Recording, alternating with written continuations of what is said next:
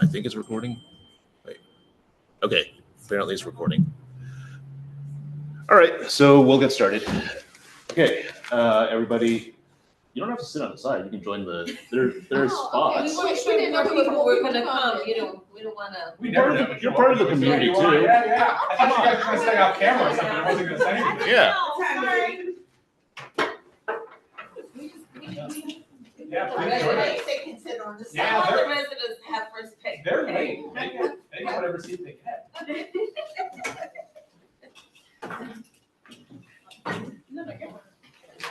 So welcome everybody. My name is Ernest. I am the president of Patterns Heart. Like, gotta do this. There you go. Branding, very important. All right. My name is Ernest. I am the president of Patterson Park Neighborhood Association. Thank you all for coming. Those of you in the room, especially because, I know it's cold and it's not always the most convenient to come here, but those of you who are joining on the Zoom as well, thank you for coming.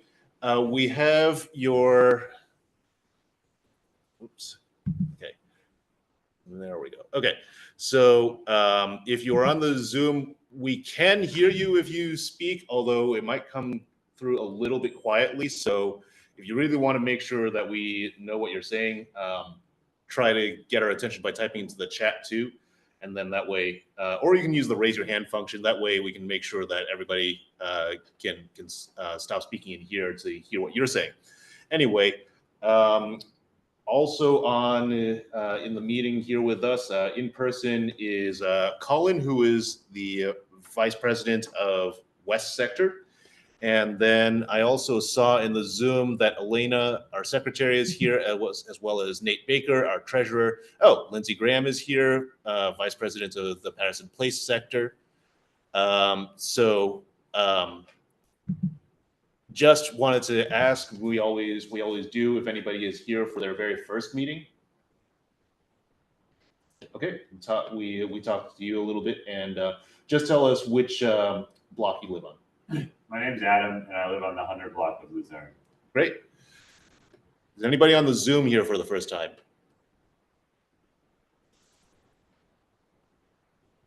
Okay, seeing none. Give everybody a chance. And so we really only have one item on the agenda today. And it is, well, I don't know exactly how you would call it, defending our immigrant neighbors, I suppose would be one way to put it. Now, when we had actually met last Wednesday at Rob's house, he did something that I thought was very helpful, and I'm gonna shamelessly steal his idea and repeat it here in this meeting, which is to take a moment for all of us to think about and talk about why immigration is important to us and why defending against the policies of the incoming presidential administration are very important to us. I'll start off and say that my family is an immigrant family. My mother and father are Vietnamese and came over in 1975 after the Vietnam War. At the time, if you look at the news coverage of the time, there were people who were not so sure about whether they wanted to let Vietnamese refugees come to the country. They were saying things like those people, they could be infiltrated by communists. They will be poisoning our schools. There were people saying the T word, terrorist. And instead, what the USA did was actually welcomes those refugees. My mother and father went on to go to college, earn their degrees, and then produce a mediocre son. But I think I do all right. And so when I see the accusations being leveled at people trying to come into this country now, it's very personal to me. But that's enough about me, and I will not require anybody to speak, but if there's anybody who is moved to share with us why this issue is very important to you, and well, I invite you to share with us.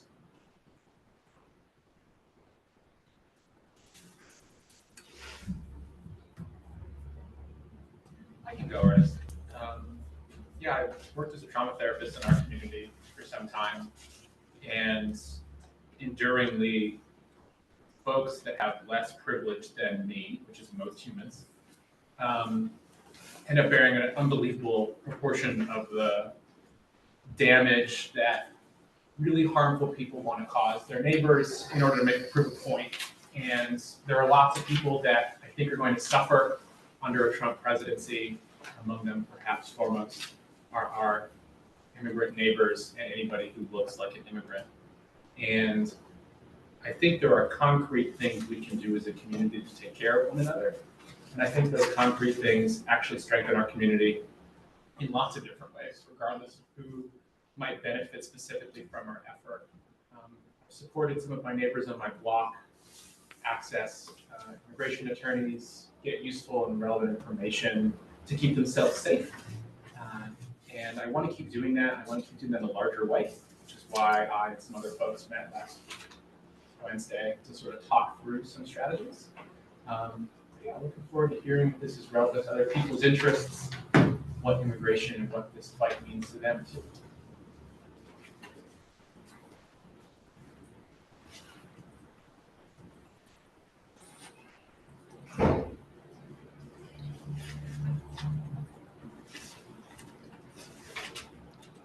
I'll say too, it's okay if you're not sure. Yeah. There's a lot going on. Everybody here. I think, obviously we sent an email out saying what this conversation tonight was going to be about. And we also went through other channels saying this was going to be a conversation about immigration. So the fact that you took time out of your lives to come out here means that this matters to you. And I really appreciate you all coming out. Now, I originally, when I conceived of this plan of this meeting with a little prodding from Rob, I had this idea of like inviting legal experts from, I don't know, Maryland Legal Aid or Comité or somebody to come in and give a talk to us, educating us about the immigration system and their rights. And we would also be inviting like our immigrant neighbors to come in so that they could learn their rights and stuff. And someone pointed out to me that if you live in this community and you are an immigrant, and whether you, whatever your citizenship status, a neighborhood association guy coming out and saying, hey, come here to this meeting that you probably never heard about before and come out and learn information, it's probably not going to be super persuasive. So that's a case of unexamined privilege on my part. We also haven't really been able to get like legal experts to come here. I'm sure they have lots of things that are going on in their professional lives right now. So I guess here's where it's going to come down for me, and then I'll open it up for everybody to discuss. I don't really have an agenda. I don't really have a like, here are the points I'm going to hit 1, 2, 3. And the other trouble right now is that we don't actually know what's going to happen because Inauguration Day hasn't happened yet. We chose this meeting actually because we wanted to get a start before Inauguration happened. But so that makes it a little hard to push back on concrete policies because we don't know what those policies are. We know what the threats are. And I want to talk a little bit about like what those might be. But I guess the point I'm making is that the conversation will not stop tonight. We're not going to come out of this meeting being like, okay, we all know what we're going to do. We all have our marching orders. I don't think that's going to happen. I think that this is something that is actually going to be ongoing. We might have this might be a topic of discussion for a future meeting. It might also be a topic of discussion for meetings that we have outside of this monthly meeting, because let's face it, this meeting is recorded and is put on YouTube. maybe there are things we want to discuss that we don't want to put out there on the internet. And it's probably going to have to evolve, and a lot of it is also probably going to have to deal with making relationships. You know, I can tell you in my personal life, I know some of my neighbors. Many of them speak Spanish. I have no idea what their citizenship status is. I don't ask. But it's not as if I have the kind of credibility to approach somebody and tell them, "Hey, I'm an ally. If there's a problem, you know, you can come to me." Because why would they trust me? You know?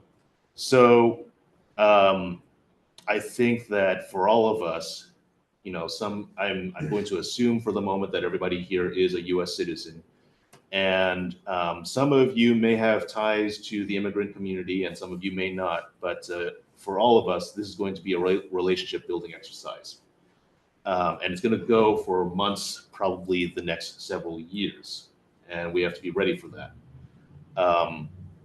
The nice thing about that is that's something we want to do as a neighborhood anyway. So that's kind of my thoughts on it so far. Rob, did you come in with anything that you wanted to say to everybody? I appreciate the introduction, and I appreciate folks being here, you know, to make this important for your time. Yeah, we're all volunteers doing this work, so if you came out tonight, obviously it's a choice you all made, so I really appreciate that. There's a document we created last week that went through by category different types of outreach that we can do to our communities. I can share that with folks here. That document will not always be open to the full public, meaning you just have to ask me to give permission to it or someone else in our group, and you can get it. It won't be permanently open to everybody because, simply put, it can just get deleted by somebody. So I've already made a copy of the document in question to make sure that that isn't possible, but it could happen again. And we want to make sure that, especially if we're talking about the safety of our neighbors, we're not having personal identifying information about a human being that might be impacted by these policies kind of floating around there, right? But there's lots of stuff we can do to support one another that do not require that kind of intensive consideration. So I'll just briefly mention some of the stuff we talked about. There are some broad categories for the kind of work that I think we can do to take care of our communities. One is to link up with existing organizations already doing this work. That's been a challenge, not because we haven't tried or because we don't have great organizations in Baltimore. We're all very busy right now, probably for understandable reasons, trying to take care of the communities and prepare for something that's kind of unknowable, which is what's going to happen after the inauguration. Those organizations include our neighbors CASA down the street, Esperanza Center, Global Village, World Relief, lots of organizations, the Mayor's Office on Immigration Affairs. There are lots of organizations we'd like to keep doing outreach to. So if folks here have personal connections to those organizations and want to try and build those bridges with us, let us know what kind of outreach we can get to with our neighborhood association. Another one that I just don't know a lot about, I'll say this is my lack of knowledge, is what is the local law enforcement response going to be? For those that are not familiar totally with the separation of powers that relate to this issue at hand, federal agents are the ones that are going to be tasked with, by and large, enforcing our borders. In this case, Baltimore counts as a border. In fact, Border Patrol can work anywhere within 100 miles of the border of the United States, meaning that about 200 million people could have a border agent in their border town. What this means is that while federal agents are the ones carrying out a lot of the work, it comes up to local law enforcement to either abide by, agree with, collaborate with, or not the dictates of ICE agents coming into cities. So I don't know what that looks like in Baltimore, quite frankly. There are 2 states in the United States that expressly forbid local law enforcement from cooperating in this way with feds. It's not Maryland. I believe it's Illinois and California. So with that in mind, I'd love to know more about our law enforcement partners and broadly, what is this going to look like? And what kind of guidance can we give our neighbors in terms of what to do if there's a crisis? And then connecting with our local businesses, other places in our communities that might work on behalf of, be owned by, or support people that are immigrants to our communities, including folks with mixed status, no status, or have been here their entire lives, right? We in this room have a lot of privilege. We're the kinds of people that can show up and be recorded on a Zoom meeting. That's not true for a lot of our neighbors who are right next door to us and may have lots to offer in this context. We also talked about connecting with, I I think of those cultural brokers, but also local communities that have buy-in with our immigrant neighbors. So churches in particular and faith communities, corner stores, community leaders, and so on. And I know that this is a lot to take in, so if you want to take a look at this document, I will happily share it with anybody. It goes piece by piece. Who's done what kind of outreach so far? It is editable by anybody. You welcome anybody's feedback. And it's a living document, so I don't want to be in charge of the whole thing. I say that proud of the work we got to do only after one meeting, but I really want this to be a collaborative effort. And I wish I had all the answers, and I wish Ernest had all the answers, but we don't. Before anybody else speaks, I'm just going to say, well, I'm going to put out there two things. One is I want to say welcome to the representative of our law enforcement community here. I will tell you that Rob and I have been wondering what is the policy of the Baltimore Police as far as immigration enforcement. I did send in an email to Major Cologne asking about this, so please don't feel like you have to speak for your fellow officers. I mean, if you have a comment, we would love to have your input, but I expect that Major Cologne will also have an answer for me. So now, while you are mulling over all of this, I think we're talking about relationship building, and I think what I would like for all of us to do, start with, is just think a little bit about okay, if I want to reach out to people who I think might be vulnerable, where would I go? Is there an institution that I have an in with? Maybe you attend a church and there are members of that church community who you think might be immigrants, and you might be able to work with your pastor to work on something. Maybe you have kids in school, and through that school you might be able to work and connect with somebody. Maybe you are the president of a neighborhood association and you can link up with presidents of other neighborhood associations that have immigrant communities and work with them. That's actually one thing. I'm reaching out to Highlandtown, for example. So, I'd like us all to think a little bit about that. And if there's anybody you think I, president of the Patterson Park Neighborhood Association, should speak to, I would love to be introduced to somebody. I would love to have somebody's contact info, even if it's not something that serves the immigrant community directly, but maybe somebody who just knows the community and has that credibility to be able to sort of vouch for me. Because like I said, it's not really going to work for me to just walk up to people and say I want to defend your right to be here, because nobody has any reason to believe me just by looking at me. So I'm just going to put that question out there for you all to think about. And if that sparks any ideas, I'd love to hear it. I'm just going to check. Ernest? Yes, go ahead. Right before you start speaking, it floated through my mind that one of the most easiest ways for us to get information out is to have little flyers that we can scotch tape onto trash cans after trash can days. I don't know how the trash people would feel about it, but sometimes when we're sticking the things in the mailboxes or on doors, they get thrown away. But everyone comes and picks up their trash cans, and so and it's a neutral thing. It's just, hey, what do you know about this, or whatever, one message. It just occurred to me because we all have to deal with our trash cans.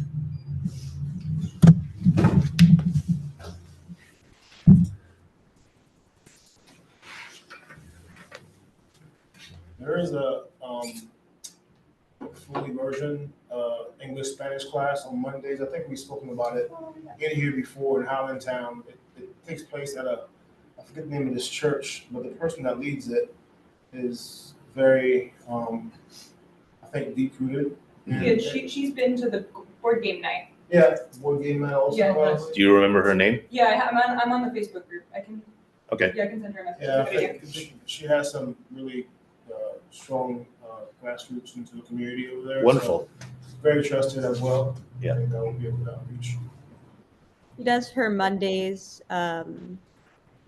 She does Mondays at the church for the language exchange. I see a hand up on the Zoom. Juliana, go ahead. Hi, everybody.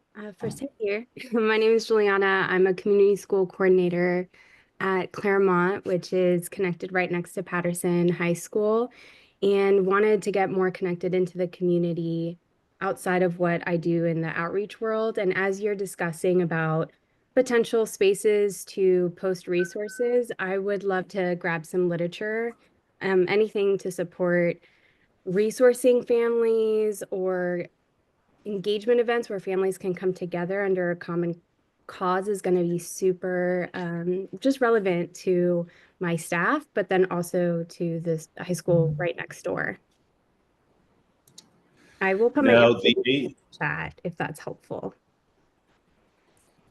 I'm sorry, I was about to cut you off. Are you finished? I was saying I'll put my information in the chat if that's helpful. Okay, great.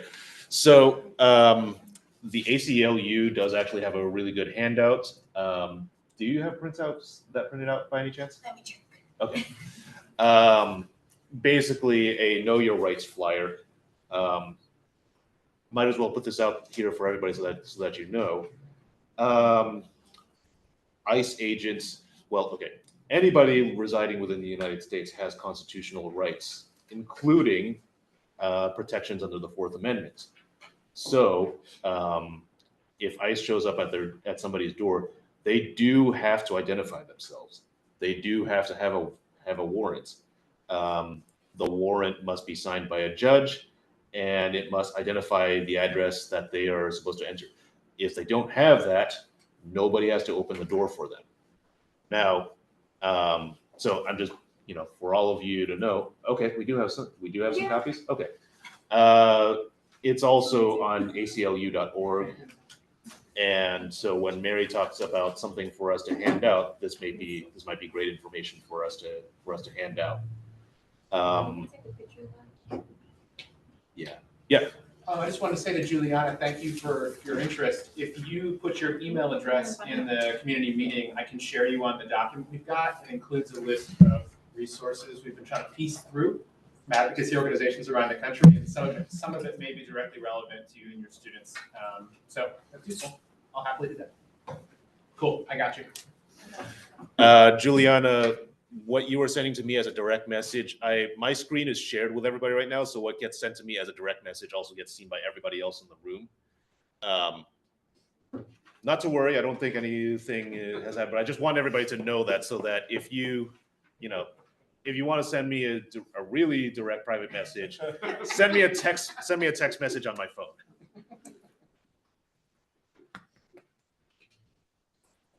Yes. I did have something to say. My name is Haiti. I work at DPW.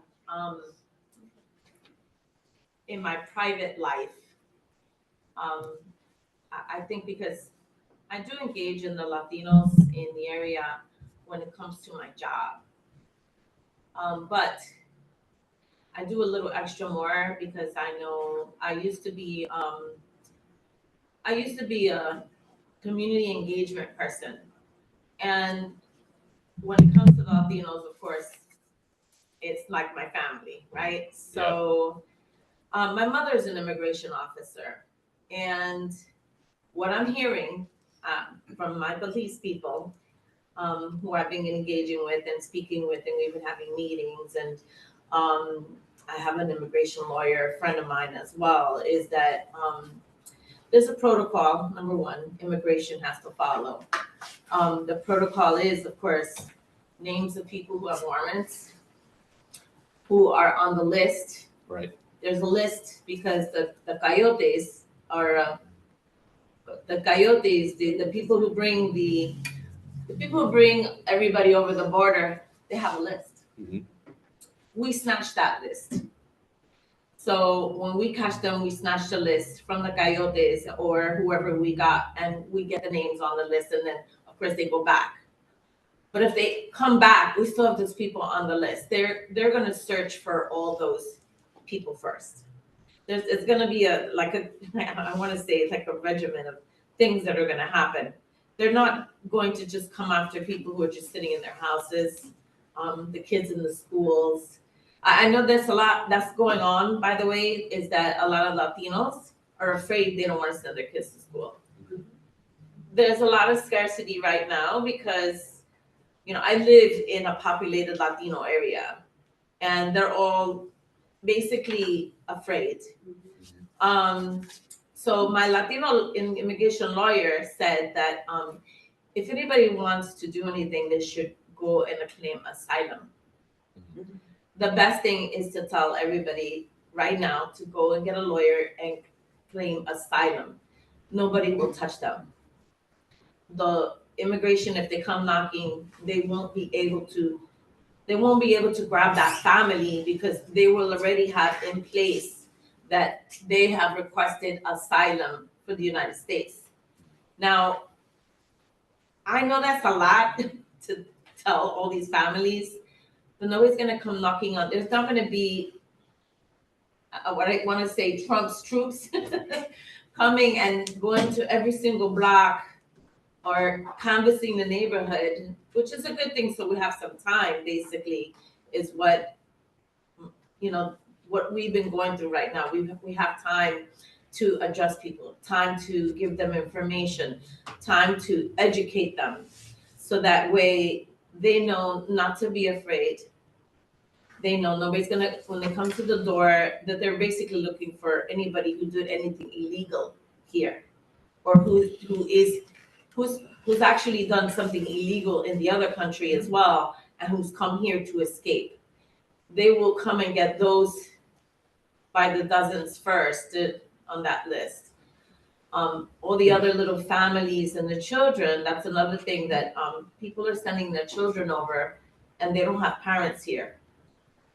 All these children now are gonna be protected, which I'm told because there's a Baltimore immigration summit coming. And we're gonna have conversations regarding all these little, I guess, there's so many different stories. There's the children coming, there's teenagers coming, there's men coming, and everybody is not designated in a specific, children get treated separately, men get treated separately, and women get treated separately, depending on what kind of victim they've been. Another thing that they're doing here is if you are a victim, the girl can go, or the woman can go and they can talk to a lawyer about they left their country because they were a victim of some certain circumstance. They were getting abused. So these are all the things that are coming up in our meetings on how to help out the Latinos. I don't know. We haven't really, I guess, with your your list of what are the things we can do or what's the next step. We're just basically throwing everything out on the table right now to see how we can help our people out. What are the things we can do to help our people? Everybody. Some Indians in my community. There's a lot of people, and there are a lot of immigrants right now. We need to help, but the information is the best way to help them out, and hopefully they'll run for that. Yes. I have a question because I just don't know. Where would they go to request asylum? Like you said, to get an attorney. There's a lot of pro bono attorneys, and they can ask MEMA, the Mayor's Office of Immigrant Affairs. I know it's cheesy, but the Latino supermarkets, by the way, there's just like signs and stuff for immigration lawyers. There's cards in the immigration. So I want to say Mega Mart and what's the other supermarket? No, it's Cinco's? It's Mega Mart and the other one is on the block. Cinco's? No. Mega Mart. I'm thinking of the street. You know the one that's on Patapsco? A big supermarket that's there on Patapsco. There's 2 Latino supermarkets. I go to the one that's in Mega Mart, so I know because we hang up flyers all over the place. Latinos, we constantly go there and we're not, anything Spanish, we're gonna put up, clothing, food, lawyers, I mean, everything, markets, free markets, so, they're in that supermarket. There's two of them, the two large ones on Patasco Avenue. One is Mega Mart, the other one's like not too far from it. So those are places I'm telling everybody to go check out because I go there myself and I've seen it. Is there, are they going to be able to request asylum after the immigration? Is it going to be? Yeah, I do it at any point now. Yeah. They have to do it at any point. It doesn't matter. We don't know what's coming, so it's better. This is a conversations we're having. Is we don't know because he hasn't put anything out. He hasn't even gone into inauguration. There's nothing in writing yet. He just threw out a lot of words and a lot of stuff. So now, of course, you're going to be on alert because you just don't know what is going to happen. But the law is the law, and Trump can't change it. So he can try to manipulate it, but the law is the law, and there's a guideline with Homeland. So, and my mother is always telling me, I don't know why a lot of people, they just think that they can just come in and say these things, but immigration is immigration. And you have to follow that law no matter what, unless they change it. And they haven't changed it. So, yeah. So a couple of pieces for all of us to consider. So I've also wondered whether the best legal support is going to be for folks, and it's going to be absolutely a target for scams. And we really need to make sure we're vetting lawyers and knowing that there are people in the community that are trusted. I've worked with refugees as well as people who have sought support on what are called T visas, people who have been trafficked in other countries, and U visas, as well as asylum seekers. And the rate of exploitation in these communities is so high. So, which is not to say the suggestion is bad. You go to these places, it's absolutely great, but I would love to hear information I don't yet have. Who are the lawyers that we can trust? Who are the resources we can go to knowing that they're going to actually offer what they're saying and not say, pass your information over to somebody before your asylum status can go through? Mima has a list. Okay, awesome. That's a great place I to think look I at. remember I told you, if we can, the immigration summit provides all that information, and then whenever there's, I want to say, whenever the mayor has his big outpour, there's always a lawyer. And Mima is always there, and they have a documentation regarding their immigration lawyers. Nice, okay. So I'll look into that too, and if you have other resources for specific people I can talk to, that'd be great. I think one of my challenges, at least so far, and I welcome people to help with this, is there are a lot of really overworked employees in this city right now, including for government. You, Ernest, and myself included, people working for government. And our email boxes and phone lines sometimes scare us, and you as well, of course. So with that in mind, is trying to do warm handoffs would be good. And the last thing I'll say, and then I promise I'll shut up, is I hope that only a fraction of what Donald Trump has said he will do, he will do. I also know one of his most formative campaign promises was deporting 4 million people in the same week this week that he wanted to buy Greenland in Canada. So Yeah. I just want to be mindful. I love that. I want to be mindful that while this sounds outlandish, it doesn't, like, the last week in January, our school population in Baltimore is going to drop by probably 15-20% overnight. And that doesn't mean that those kids are going to get deported. They don't have to be afraid for their lives. And I think that's where the information, like, I do think that that's where we say, okay, let's make sure that we're providing people with information about what is realistic. Because I do think as quickly as possible getting that information out will help people not have their lives, like, uprooted by fear because of the fact that they're just afraid of what's going to happen. But I do, I think, right, yeah. I think either way, arming people with knowledge is a good idea because one, it's going to give them the knowledge to know if someone comes knocking, you don't have to answer if they don't have a warrant that's signed and, dated. And, like, you don't need to be as fearful as maybe you are feeling because you have the knowledge to know what is, like, possibly going to happen. Thank you for sharing. Speaking of government employees, I do want to, that just reminded me that we do have allies in the Baltimore city government. So PPNA straddles a line between the 13th and the 1st districts. I have had conversations with both city councilmen who, say that they are absolutely supportive of the immigrant community. For Mark Parker, of course, he has been a longtime ally of immigrants in the community. He's also bilingual. I have also spoken with Antonio Glover and his staff, and they say they are also absolutely supportive of the community. And then, of course, the president of the city council, who was our former first district councilman, is Zeke Cohen, and he has been a longtime ally of the immigrant community. Now, what does that mean, concretely? We don't know yet, but I, at least as president of this neighborhood association, feel like I can reach out to them when there's something that we need, and they and their staff will do whatever they can to help us. You got a question on the chat. Okay.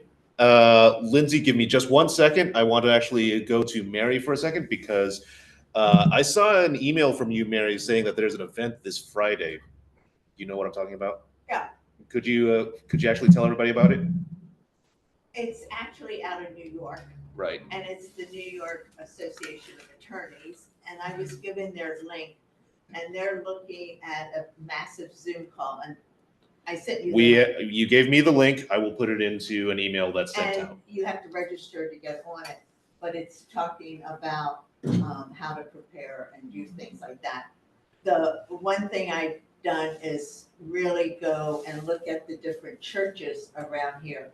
So both the Episcopal Diocese and the Catholic Diocese have major centers inside this area.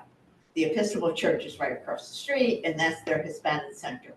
And the Catholic Church is up on a street that I can never remember, Copland, I think. And they're preparing a Zoom call that they'll blast out once they find out what's the story and how to react. But they're committed to really reaching out, and they have thousands of churchgoers in there. Okay. Great. Thank you very much. Lindsay, go ahead. Thanks, Ernest. Hi, everyone.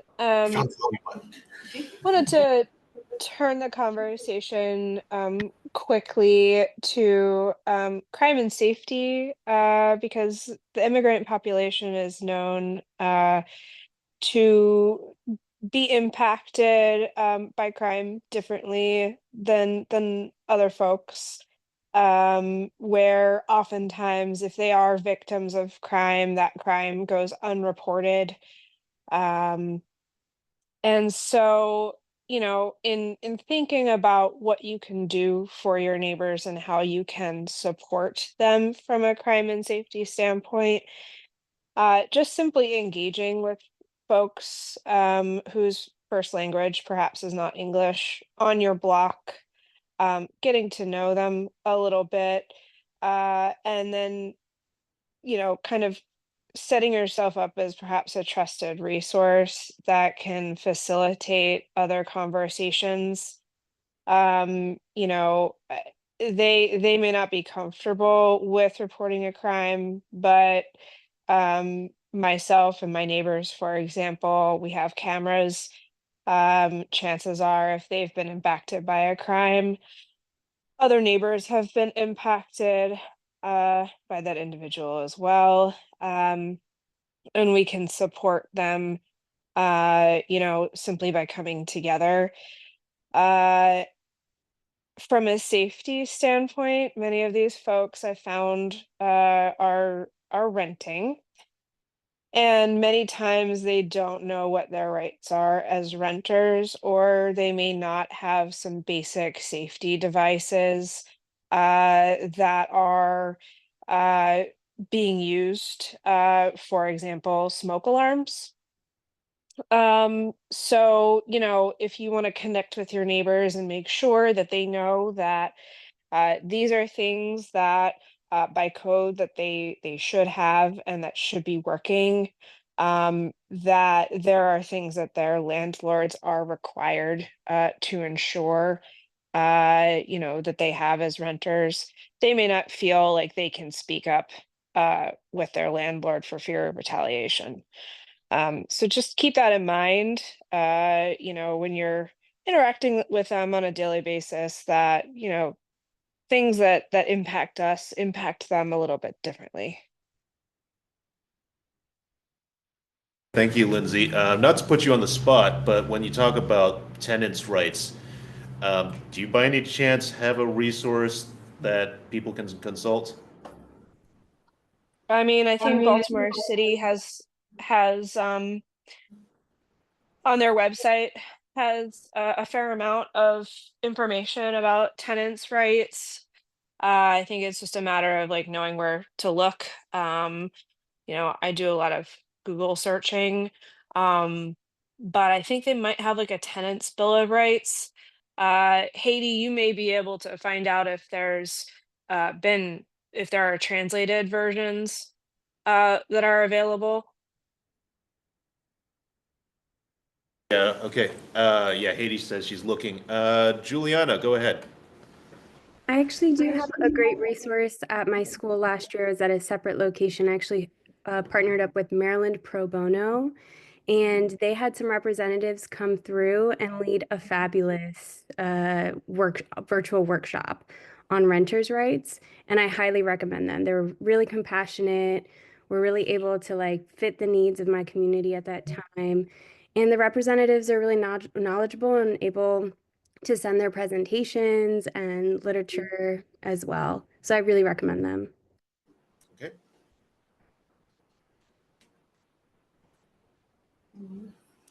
Lindsay, is your hand still up because you have something else to add? Oh, no, I just forgot to take it down. Okay, that's fine. But Lindsay also makes another good point, which is when you're trying to get to know people, oftentimes it's really just connect with them on a human level and not on a political level, right? So, what I have found in the work that I do as neighborhood association president and as other, things with outreach, people are not really interested in. Okay, the vast majority of people are not really interested in somebody walking up to them and saying, "I would like to talk to you about a policy thing," which is why all the people, standing before an election with their clipboards saying, "Hey, would you like to hear about cutting your property taxes?" Even with something that's seemingly as popular as that, most of the time they get the cold shoulder because that's not what people really want to do in their day-to-day lives. Which is why I shamelessly make strategic use of fresh baked cookies. And if Was that you is, not having those today like a signal or? I was out of town, so unfortunately could not furnish any for us today. But I didn't bring anything either. I could have. Although I did have that box of truffles. Darn. That's right, you did. Oh well. But just when you're getting to know your neighbors, just get to know them. Just say, "Hey, that's a cute dog." Just you don't have to be friends with them either. I am an introvert, believe it or not. Making friends is hard for me and it's really exhausting. But what I've come to learn is I don't need to be friends with everybody. I just need to know people, and I need them to know me, and I need them to essentially think that I'm somebody who more or less is a straight shooter and trustworthy. I don't have to be their friends to do that. I just need to be somebody who they see and who's familiar, and over time that relationship builds. So that's kind of how, when you're thinking about approaching people, that's how I would think about it. Ernest, Yes. when you've been talking, it's been occurring to me that while this is one problem and we're Right. treating it as one, it has implications to building a better community all around. Absolutely. Because it can break down barriers between races, it can break Mhm. down barriers between economic groups. Right. And I think, we have to really keep our eye on how do we nurture this going forward so that we become a tighter, more inclusive community. I couldn't agree more. Does anybody know their Latino neighbors? Yeah. You do? Yeah. How many do you have? Oh, I have half my block. And you know all of them? There's extra there. But bilingual. Your point is valid. The point you're trying to make, and she's like, damn, these are the wrong people to make these points. No, because along with what I do, I want to give it information out. It's part of my nature. You know, I have a parent who passed away a couple of years ago, and she did this her entire life. She rioted for Latino rights. And if you have people, if you're gonna create a flyer, let's say, with information, I can distribute it. And that way, if you wanna do a night together, Yeah. because they know who you are, Yeah. we can go together, knock on the door and give them out. And believe me, let me tell you, that stuff goes through a chat real quick. Yeah. We love WhatsApp. We love WhatsApp app. So I have like 80 families alone that I have befriended with in Baltimore City on my travels and doing all this. So whenever I get anything, clothing, anything, I put it on the app. And them women spread the news. And they, they'll tell me, hey, we're gonna meet up here, and we go. And I go with them just in case. They need somebody to speak English. So if you want to put out any information within the next couple of months, just let me know. I will go with you. Let's go walk around too. I happily do that. Because I'm always around here. Yeah. I'm always putting my flyers on the doors, making sure everybody knows how to do garbage, water, and all that. So if you guys are gonna create something flyer-wise, let me know. I'll help out. I do have a question for you off of that. Do you feel like you have seen or you've heard about people sending misinformation through the WhatsApp chat? Is that what's about to happen? So Okay. Cool. I know that this is a thing. I know this is a thing. I've heard this from my girls. Yeah. And I always tell them, don't do it. Don't bother. But It's like they know who I am, Yeah. so, and I know who I'm giving them Yeah. when I send them. So unfortunately, I know 2 people who have gotten that problem. Yeah. People like to take advantage of Yeah. somebody who doesn't know here. If the message change, like you do on Facebook, Yeah, right. Passing Mhm. around, Right. it can happen, and also a little fear in the message chain as well. Yeah. People know which thing to believe.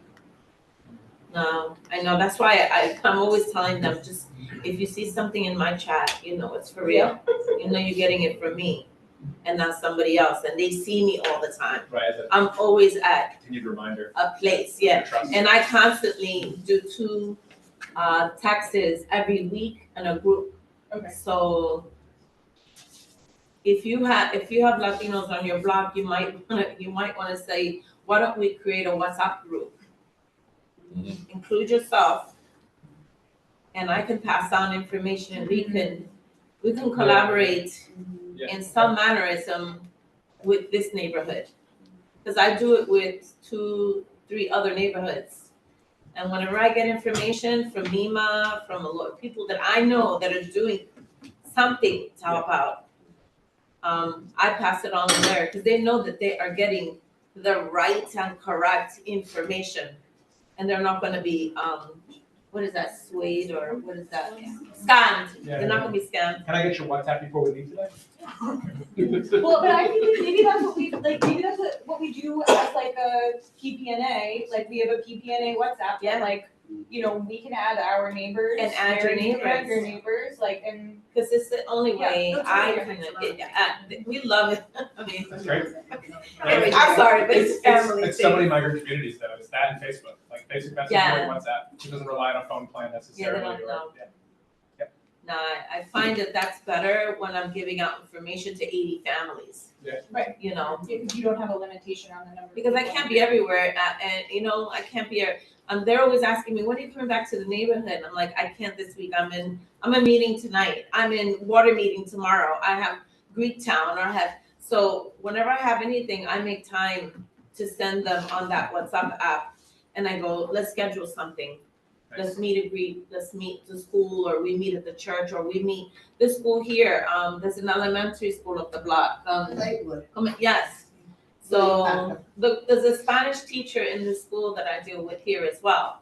And the other school, the private school over there on Eastern, Hampstead. That's a charter school. Right, and there's a Latino crew there, there's a Latino teacher, so we are, I'm on with her as well. Because It's my they don't know. understanding that Hampstead Hill, Patterson Park Charter School, and City Springs Charter School are all part of Baltimore Curriculum Project, and they're located on Fayette Street. And you'll see their sign that says the Curriculum Project. With like all the priests. Yeah, and there's like, I think 5 schools involved in it.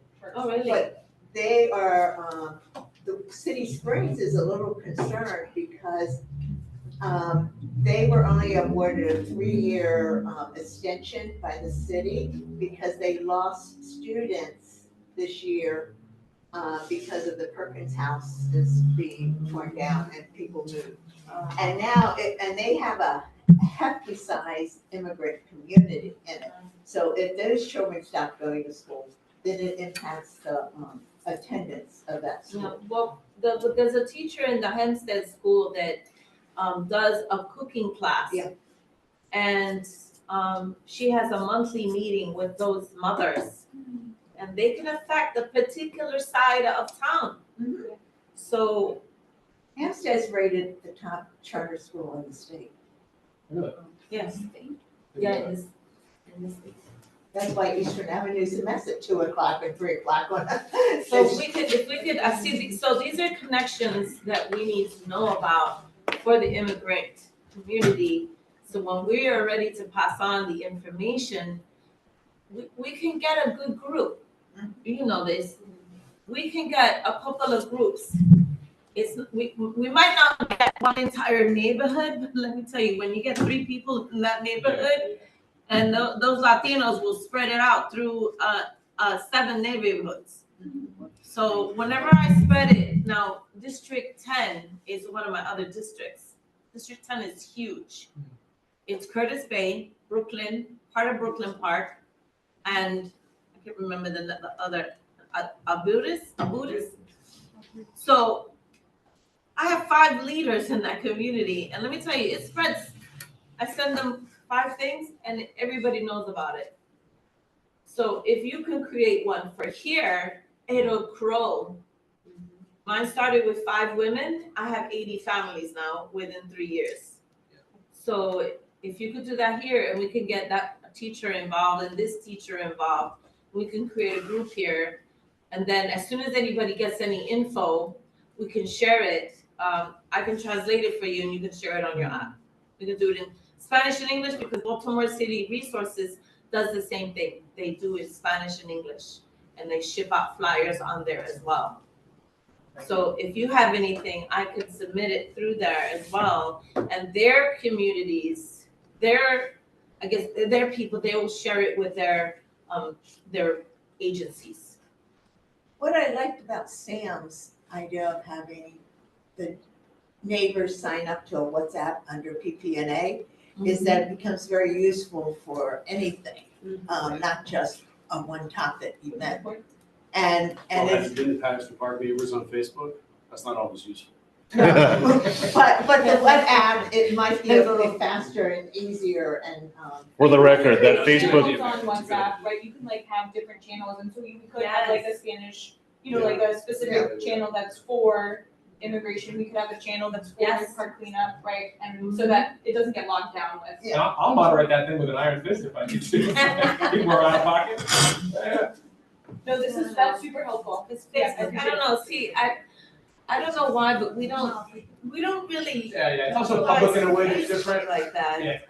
It's, I like the WhatsApp idea. I think the idea of being private is useful as well. We can Yes. talk about information security And later. right, exactly, and that's the other thing is that it's private between you and whoever you add to that, and that's it, so. We have to come up with rules on that as well. I used to work in violence prevention in combating extremist right-wing hate. And so data security was a big part of our public footprint, similar to law enforcement, of course, right? So we could, I don't say this is a bad idea, it's that I like WhatsApp, and maybe we could also think as a team and a group how to keep people safe, especially as we hear about families being impacted by this. How can we make sure we're protecting their information Yes. and not allowing any greater harm happen because we're involved? Yes. Well, for those of you who don't know me, my name is Gaviota. I represent TRED. It's a local nonprofit organization. I'm bringing it up because a lot of the points that we have been discussing, I'm like, TRED. So oftentimes people think of TRED as a mentoring or tutoring program, but our mission is to end social isolation. It's a huge thing. But what it looks like is by creating those relationships that unfortunately, like not knowing your neighbor or not having perhaps, I mean, I am a Gen Z, not having a lot of social skills because of the pandemic, like connecting with people, it tends to be hard, especially in the world that we live in. And like you mentioned earlier, doing it through organizations that are already doing the work. It's also an excellent way of getting involved in your community. I recruit volunteers for Patterson High School. And this year is the highest class number of students that we've enrolled that are Hispanics. A lot of them tend to be Hispanic adolescents that came here when they were children, or their parents themselves are undocumented. So that is another way that you can connect with the Hispanic community if you don't have an outlet.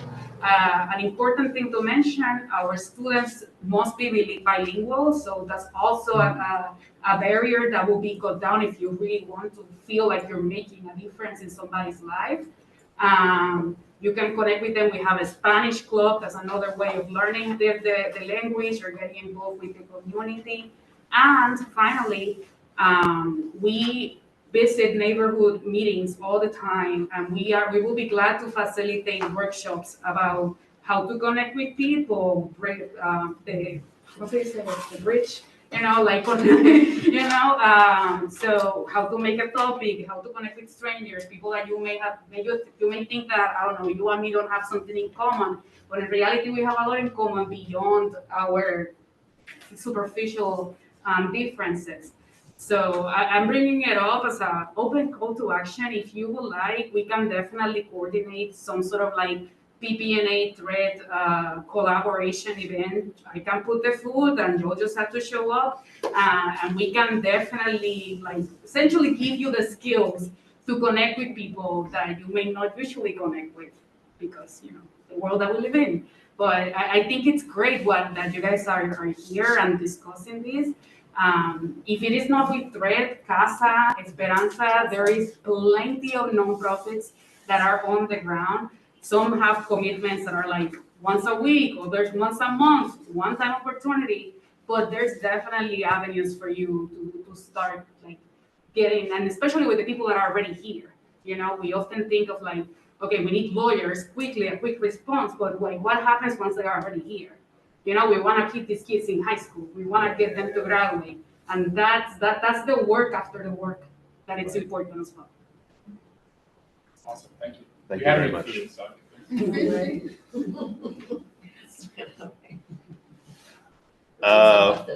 I do want to pay attention. Oop, wait. So let's see here. Someone on the.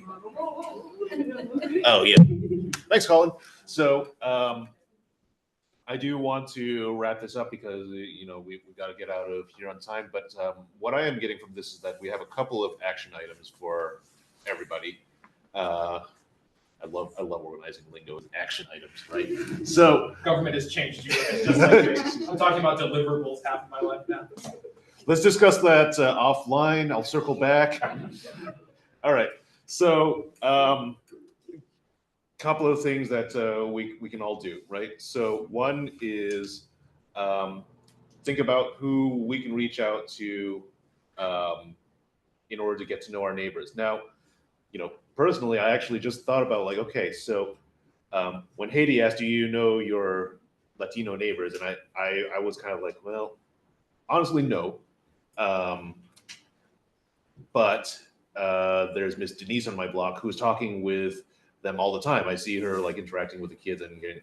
So what I should do is I should go get to know Miss Denise on the block, right? So this is how relationships work. Anyway, think about who you can reach out to. Another idea is think about the institutions that you can reach out to because they know what they need, and so you can reach out to them. Another to think about is so it sounds like we're going to try to organize among ourselves like a WhatsApp group and possibly hold offline meetings. I think the best way, if you want to get involved with that, is to email me. So I am president@pattersonparkneighbors.org. And I am in touch with Rob. I just don't want to give Rob's information out to everybody. Poor Yeah, guy my gets information. enough. I appreciate where you're coming from, but people can get my information, and I was going to put a call at the end of this meeting. Okay. If I want to get on that, I'll give you my information. All my right. Number, my You my blood type. you were all right. Don't take my cat. Everything else. Rob has volunteered to walk into the meat grinder. So anyway, now if there's anybody who you think I, as the president of the neighborhood association, should meet, you can also send an email to me. Now, I'm also going to commit here to follow up on this. Let's talk a little bit about future meetings, right? So our next meeting is February 10th. That also happens to be the meeting where we have board elections. I intend to run for re-election. Should I, win re-election, I intend to continue this work that we are doing here. Now, the election is not going to take up the entire meeting. At least I hope it doesn't. So there will be time for us to follow up on what we are discussing here. And obviously, there will be a different president at that time. So we can plan more. Like I said, this is an extended process. This is going to be, this is going to take time, and we're going to be checking in on ourselves. So that is what I intend to put on the agenda for the February meeting. Oh, right. And then the meeting of, I'm sorry, Mary, the name of the lawyers on Friday again, the Lawyers Association? You have to send the link around. Okay. Anyway, lawyers from New York are holding a massive Zoom meeting on Friday. We, PPNA, will send out an email summing up this meeting, but which will also include a link to that Zoom meeting. It sounds like that's going to be incredibly useful. And so that is on Friday in the afternoon. I think it was 1:30, but yeah. I'll double check that. And that sounds like that's going to be incredibly useful. You do have to register. Okay. Any last thoughts before we wrap up?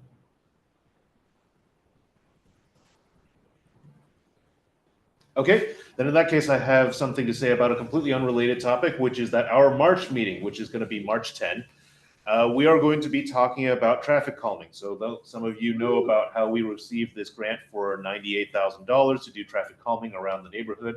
We have been busy talking with our contractor and with neighbors about that. And you are going to want to be there at the March meeting because that's going to be a working meeting. We are going to, basically, I'm going to lay out, okay, here's the budget. Here's what it costs to do things. Where do we do it? And what I intend for us to do in the March meetings is for us to all talk among each other, come to a consensus, and then take a vote on it. Because you really don't want this to be something that's just like, hey, we're going to do something on Fayette and Kenwood because Ernest wants to do it. That would have no legitimacy. We really want buy-in from the community, so I hope you will all come to our meeting in March. And our meeting in February because that's when the election is. And I want to be reelected. So with that all being said, thank you all for coming out and participating in this discussion. It will be ongoing, and I will call this meeting to a close. Thank you very much.